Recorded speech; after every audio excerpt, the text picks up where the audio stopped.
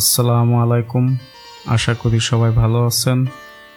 আজকে আপনাদের জন্য রয়েছে চমৎকার একটি রেসিপি, স্বল্প সময়ে অধিক স্বাদের পপকর্ন রেসিপি।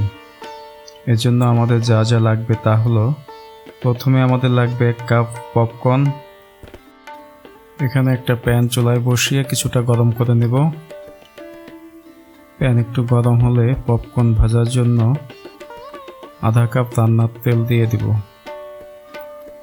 তেল কিছুটা গরম হলে আমি যে পপকর্নগুলো রেখেছিলাম সেগুলো তেলের মধ্যে দিয়ে দেব। এবার আধা চামচ লবণ এর মধ্যে যোগ করে দেব।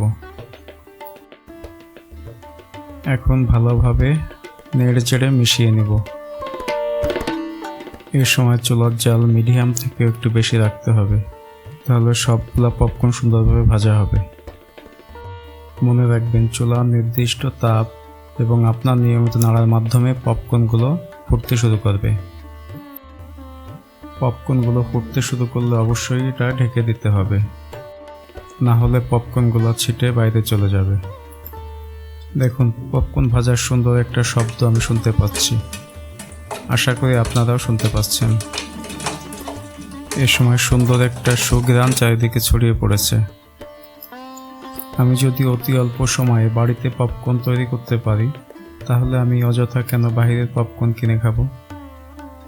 আর আপনি বাড়িতে যেটা বানাবেন সেটা তো অনেক স্বাস্থ্যসম্মত। দেখুন, পপকর্নগুলো দেখতে কি সুন্দর হয়েছে। এখানে আমার প্রায় সবগুলো পপকর্নই উঠেছে। এখানে পপকর্নগুলোর স্বাদ আরও বাড়িয়ে নিতে একটা মশলার ব্যবহার করব। তার জন্য এখানে নিয়েছি আমার তৈরি একটা চাট মশলা, একটা ম্যাগি মশলা এবং হাফ চামচ বিট লবণ।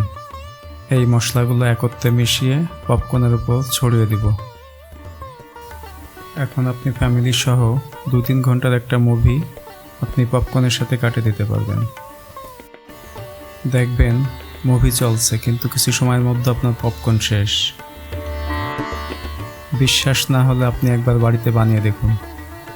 আমার এই ভিডিওটি যদি আপনাদের কাছে ভালো লাগে, তবে অনুরোধ রইল আমাদের চ্যানেলটি সাবস্ক্রাইব করার। ধন্যবাদ সবাইকে।